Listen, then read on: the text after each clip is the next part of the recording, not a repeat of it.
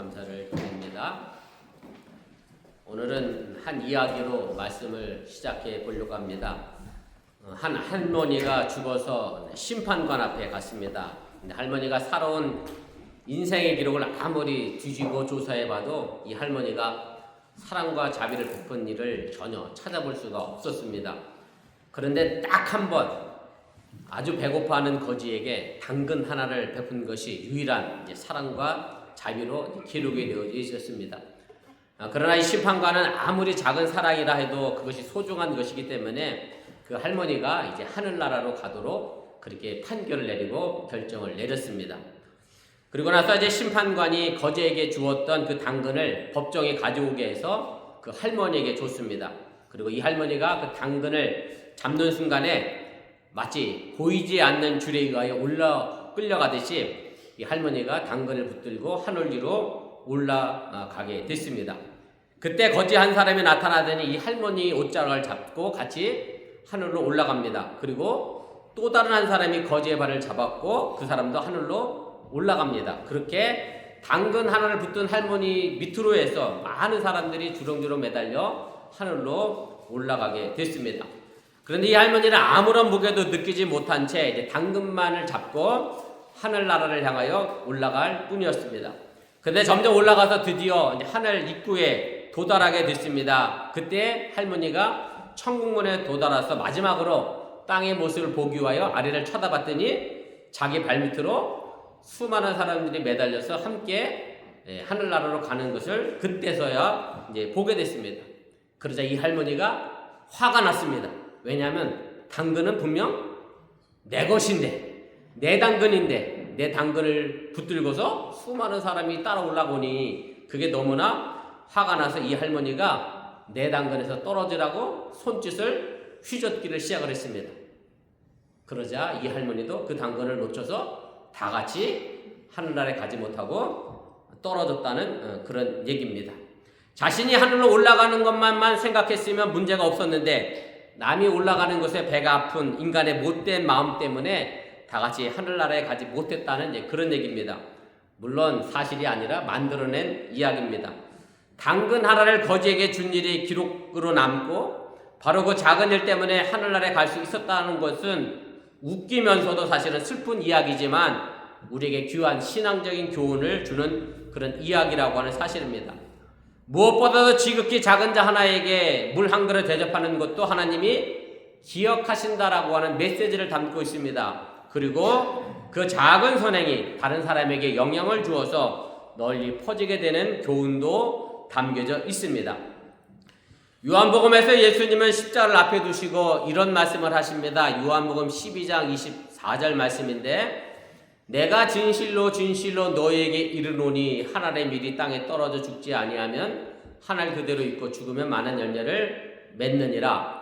여기서 예수님이 말씀하고 있는 이 한 알의 밀이 무엇인지가 중요한 의미가 있습니다.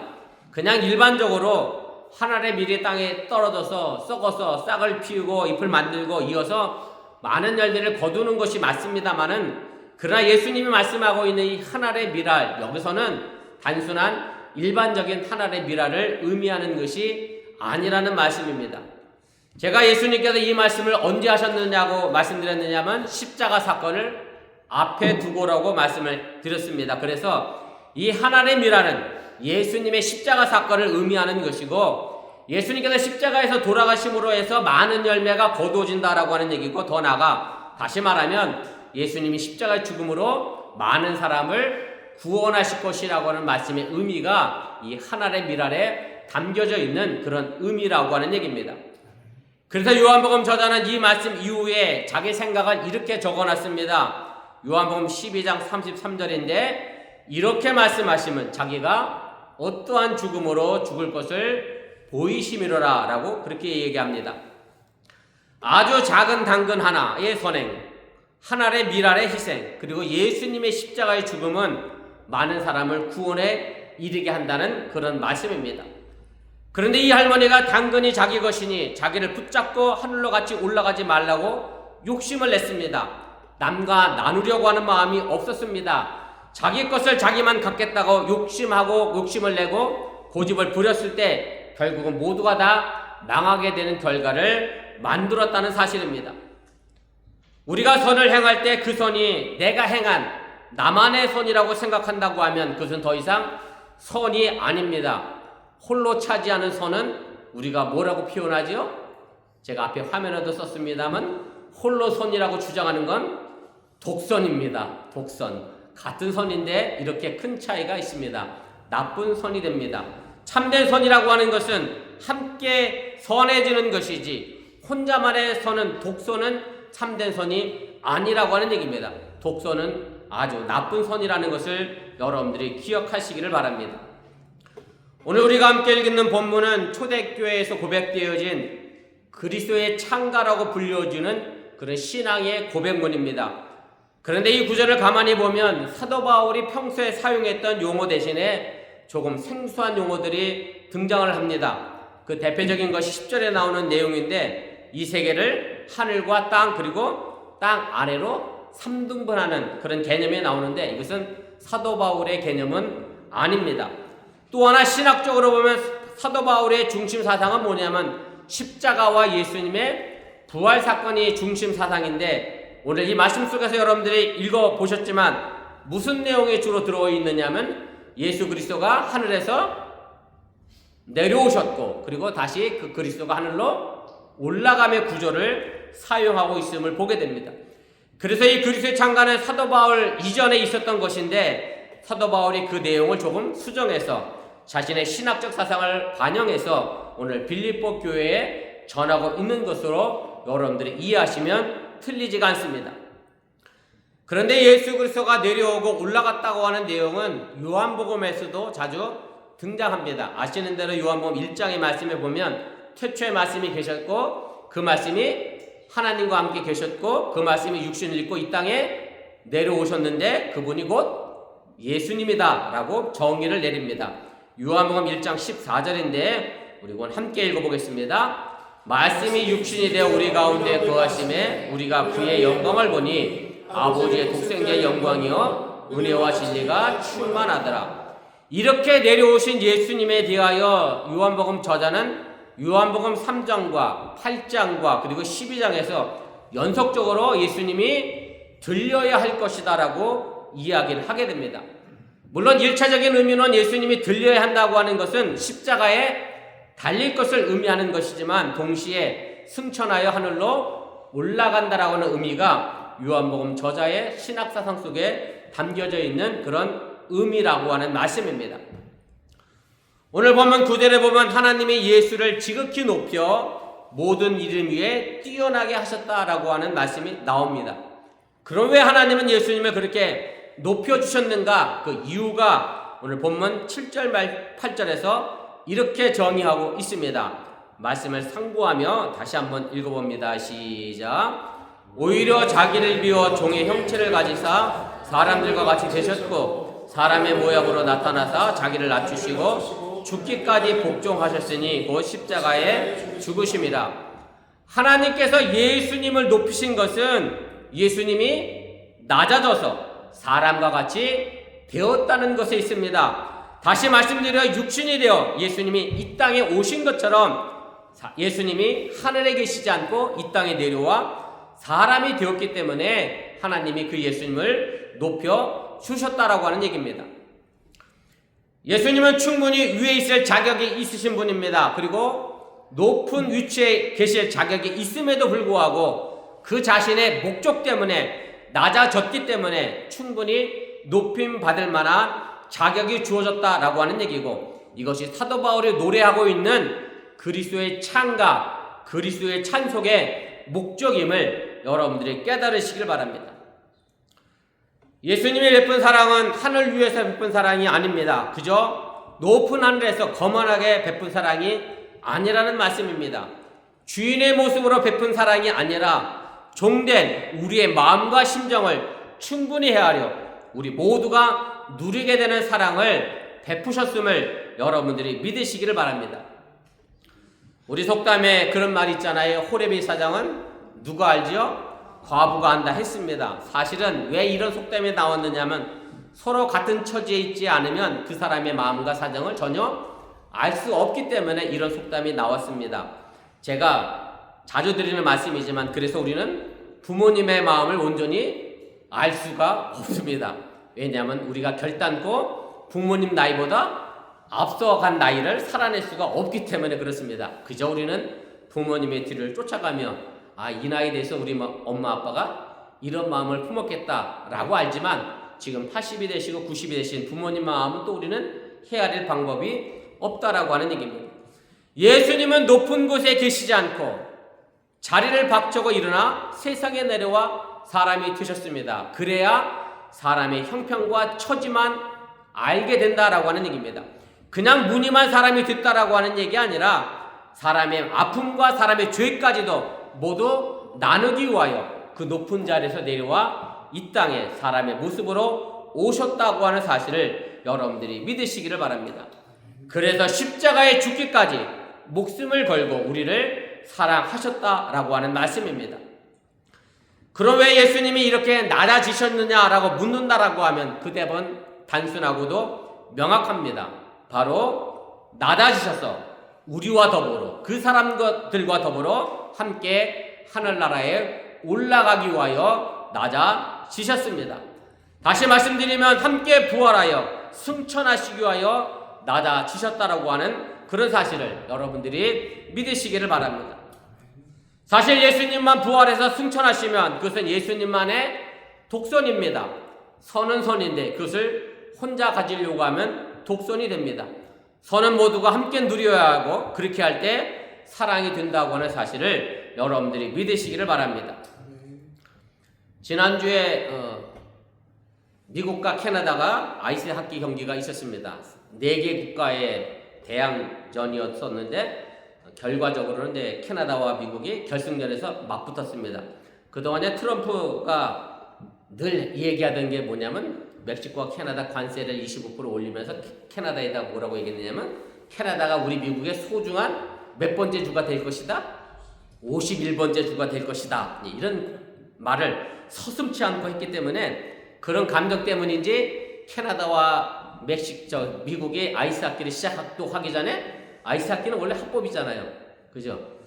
아이스하키를 한 게 아니라 주먹부터 치고받고 싸우는 난투극을 먼저 벌이고 아이스하키 경기가 진행되는 것을 제가 봤습니다.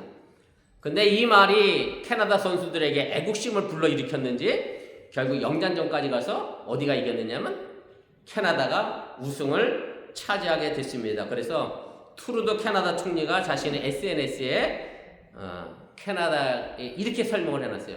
트럼프 너는 캐나다를 절대 가질 수 없고 이 게임도 결코 너가 가질 수 없다. 씩 웃으면서 USA. 그대로 제가 원문을 복사해서 갖다 붙여놨는데 저는 트럼프의 이런 행동을 보면서 자국 우선주의가 나쁘다고는 할 수 없습니다. 좁은 의미로 얘기하면 우리 집이 그래도 산다면 남을 도와줘야지 나는 거지같이 사는데 남을 도와주면 되겠냐. 물론 틀린 말 결코 아닙니다. 미국 국민이 잘 살아야죠.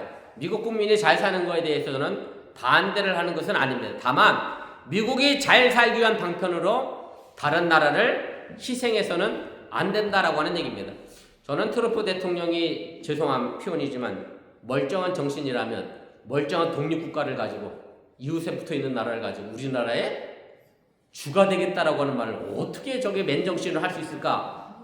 저는 참 이해가 안 갑니다만은 아무튼 트럼프식의 강도의 발상이 트럼프가 캐나다를 51번째 주로 만들겠다라고 하는 그런 선언을 하게 됩니다. 결국 트럼프의 이런 행동이 전 세계에 지금 영향을 미치고 있는 것이 사실입니다.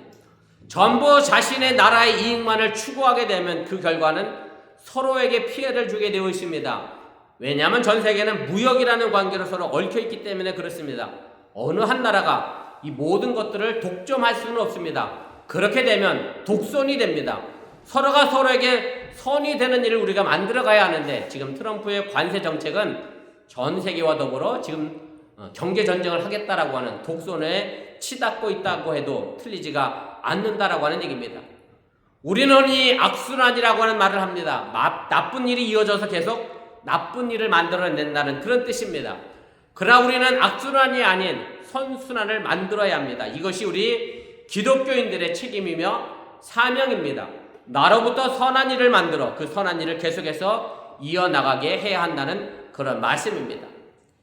오늘 본문에서 예수님은 사람으로 낮아지셔서 사람 속에서 역사하셨습니다. 그리고 사람 속에서 역사하신 예수님은 그 사람을 통하여 또한 역사를 이어가시게 됩니다.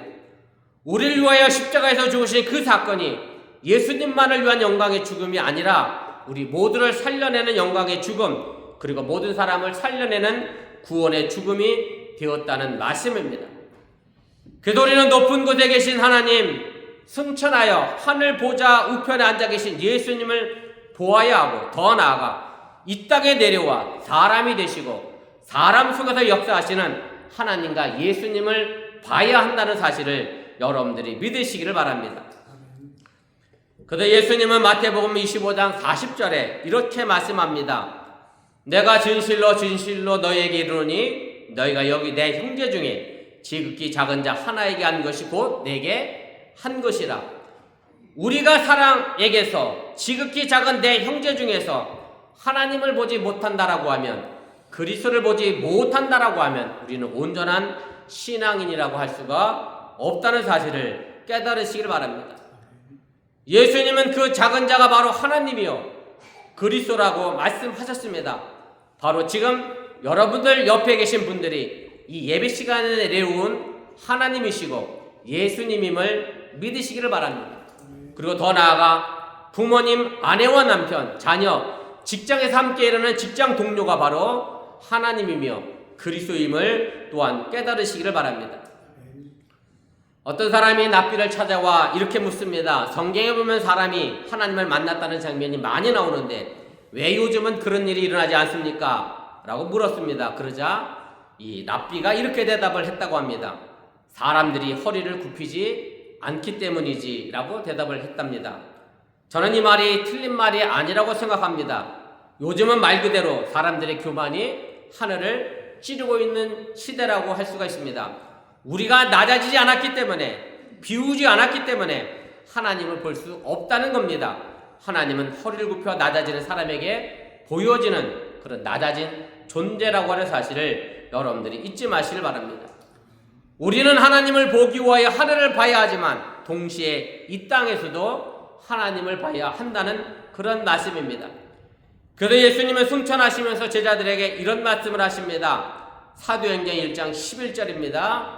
갈릴리 사람들아 어찌하여 서서 하늘을 쳐다보느냐. 여러분들은 예수님이 제자들이 지금 하늘을 쳐다보며 그냥 서서 있는 이 모습에서 어떤 마음이 느껴지시는지 모르겠습니다. 예수님이 사도행전 1장에 보면 하늘로 올라가시기 전에 제자들과 나눈 이야기가 있습니다. 제자들의 관심은 여전히 뭐였느냐면 이스라엘이 로마라고 하는 강대국에서부터 언제 벗어나겠습니까? 언제 이스라엘이 독립하겠습니까? 그 부분에 대하여 궁금하여 승천하시기 전에 예수님께 이런 질문을 합니다. 예수님이 누누이 나는 정치적 왕이 아니다, 정치적 메시아로 그리스도로 온 것이 아니라고 말씀했음에도 불구하고, 그리고 여러 증거를 그렇게 보여주심에도 불구하고 제자들은 그 욕심을 버리지 못했습니다. 그래서 사도행전 1장 6절에 이렇게 질문을 합니다.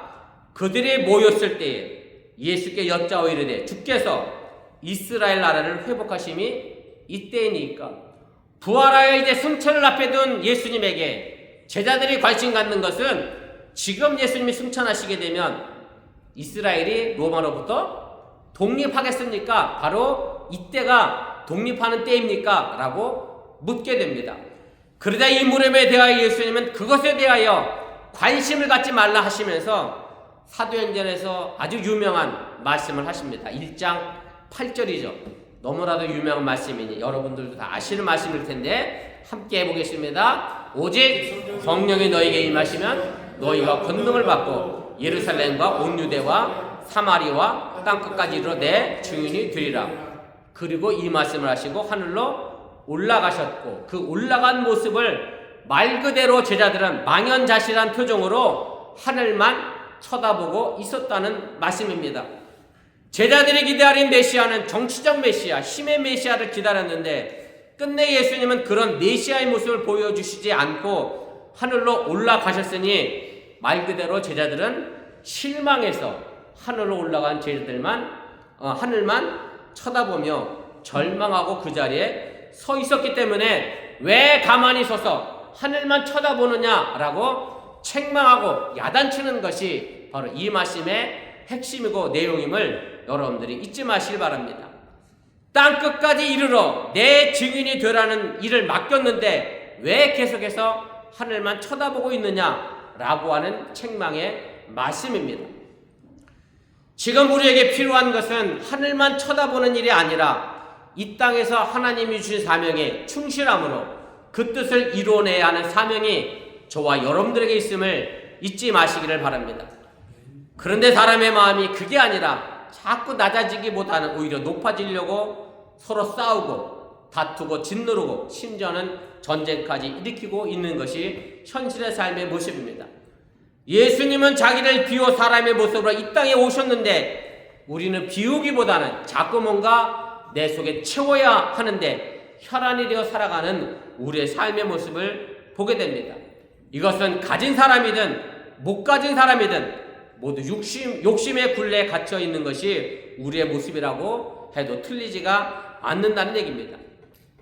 그렇다고 여러분들에게 욕심을 갖지 말라는 뜻은 아닙니다. 그저 가난하게 게으르게 살라는 뜻도 아닙니다. 뭔가 한 번에 일확천금을 누리며 뚱그름 잡듯이 살지 말라는 그런 뜻입니다. 우리에게 주어진 하루하루의 일상의 삶을 최선을 다해 살아가라고 하는 그런 말씀입니다. 그렇게 하다 보면 언젠가 우리 자신은 하나님의 영으로 거룩한 성령으로 우리의 마음을 가득 채우게 될 것임을 여러분들이 믿으시기를 바랍니다.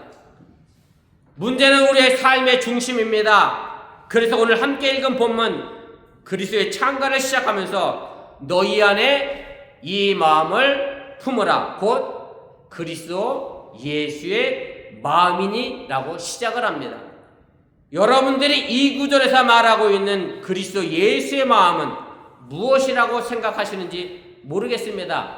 예수님의 마음을 품으라 그러니 참으로 애매합니다. 예수님의 마음이 구체적으로 뭐다 라고 설명해주고 품으라고 하면 그래 그 마음은 내가 품겠지 라고 생각할 수 있는데 전혀 가르쳐 주지도 않고 예수님의 마음을 품으라고 하니 어찌 보면 답답할 수밖에 없습니다. 그러나 사도 바울이 말하는 그리스도 예수의 마음은 분명하게 이 그리스도의 창가의 맥락에서 우리가 얼마든지 명확하게 찾아볼 수가 있습니다. 그것은 바로 자기를 낮추고 죽기까지 복종하신 것, 다시 말해 십자가에서 죽으신 마음을 우리에게 본받아라, 그 마음을 품으라 말하고 있음을 여러분들이 믿으시길 바랍니다. 바로 이 마음을 우리의 중심에서 잃지 말아야 합니다.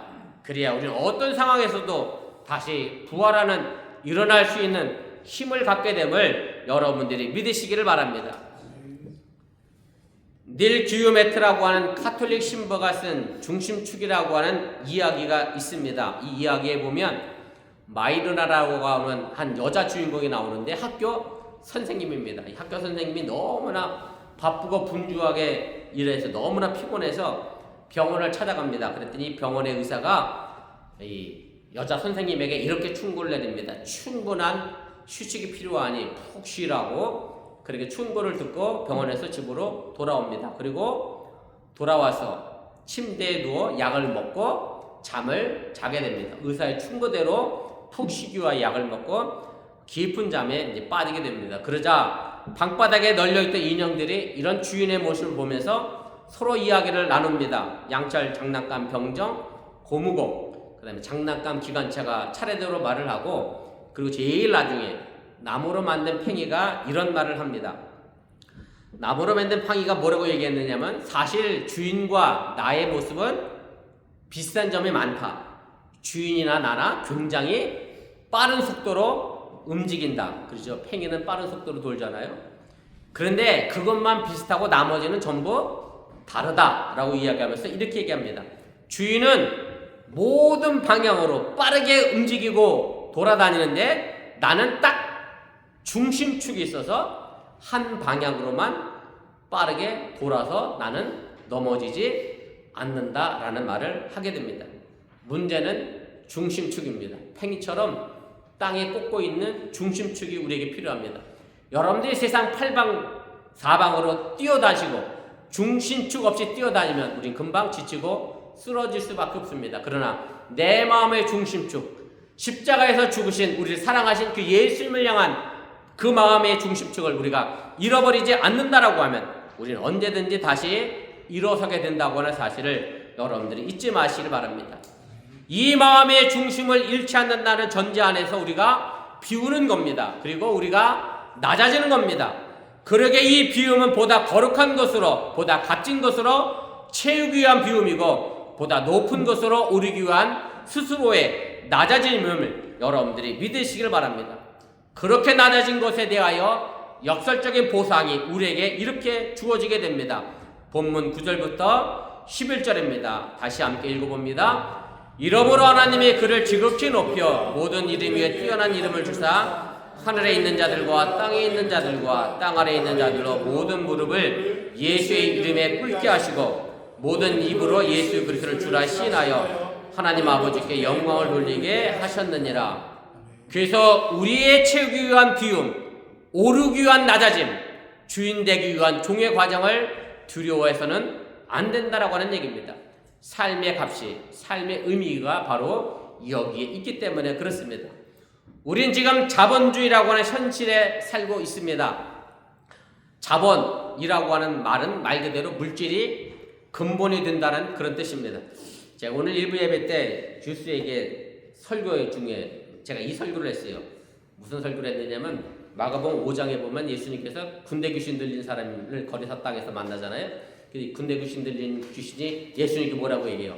나와 상관하지 말아달라. 그랬더니 예수님이 이미 그 군대 귀신에게 떠나가라 그랬잖아요. 그랬더니 군대 귀신이 뭐라고 부탁했어요?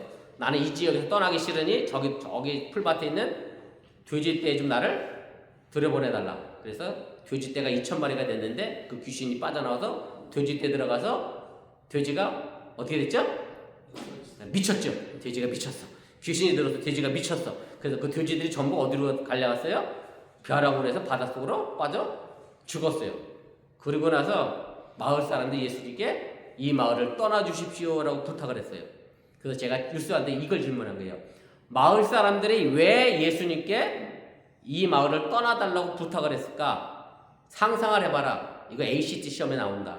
SAT. 문맥 따라 예수님 이 문맥이 도대체 뭔 뜻이냐? 애들이 이런저런 얘기. 여러분들 왜 예수님에게 이 마을을 떠나달라고 부탁했겠어요? 유스들은 하나도 못 맞춰서 사실은 다 틀렸어요. 왜 떠나달라고 그랬을까요? 자기에게 손해가 있어요. 예, 장로님 딩동네 돼지 2,000마리를 잃어버렸잖아요. 그래서 제가 유스들한테 그랬어. 자, 돼지 2,000마리가 희생돼서 자기 손해를 봤어. 피해를 봤어. 근데 사람 하나가 귀신이 쫓아나서 멀쩡해졌어. 자, 여러분들은 돼지 2,000마리를 선택하겠습니까? 사람 하나 정신 멀쩡한 걸 선택하겠습니까? 유스가 뭘 선택했을까요? 돼지를 선택했어요. 이게 자본주의의 폐해야. 물질이 근본이니까 사람 멀쩡하게 정신 돌아온 건 신경도 안 써. 그래서 내가 그랬어요. 자, 그 미친 사람이 너야. 너랑 돼지 2,000마리하고 뭐랑 바꿀래? 아, 그것도 생각이 나. 그럼 얘기가 달라진대. 그건 다른 사람 얘기고 내 얘기는 또 다르대. 그래서 너가 중요하면 다른 사람도 중요한데, 야, 이 우리 유스들 마음이 이렇게 차 있어. 누구 잘못이다? 예, 부모 잘못입니다. 여러분들이 집에서 얼마나 돈에 집중했냐면, 그래서 나린이한테 이런 예를 다 들어봤다니까. 나린아, 네 다리가 미안하지만 지금 어떻게 썩어서 절단하게 됐어, 나린아. 그런데 그 병을 고치려면 네 집을 팔아야 하는데, 그럼 넌 집을 팔겠니? 다리를 자르겠니? 그랬더니 집을 팔겠대, 그때는. 예, 자본주의는요, 물질이 근본이 되면 자꾸 뭘 몰아내죠? 사람을 몰아냅니다. 자꾸 하나님을 몰아냅니다. 우리는 자본주의 사회 속에서 사람을 근본으로 생각할 수 있는 마음, 더 나아가 하나님을 내 마음 중심쪽에 담아두는 그런 중심의 마음 속에 우리가 살아가야 우리의 영혼이 세상의 물질에 의하여 휩쓸려 넘어가지 않게 된다고 하는 사실을 여러분들이 잊지 마시길 바랍니다. 이제 예수 그리스도의 마음, 죽어도 다시 사는 부활하신 예수님의 마음, 십자가에 죽으신 나를 사랑하신 그 중심의 마음을 여러분 딛고 바로 서시기를 바랍니다. 이제 봄을 맞이합니다. 겨울 땅을 뚫고 오늘 새싹을 여러분들이 바라보시길 바랍니다. 자연은 결단코 중심을 잃어버리지 않습니다. 이 추운 겨울에 움츠리고 있다가 다시 피는 계절에 기꺼이 낮아져서 높아지시는, 그래서 부활의 계절을 맞이하시는 저와 여러분이 되어 주시기를 주님의 이름으로 간절히 축원을 드립니다. 기도하겠습니다. 말씀을 기억하며 1분 정도 합심해서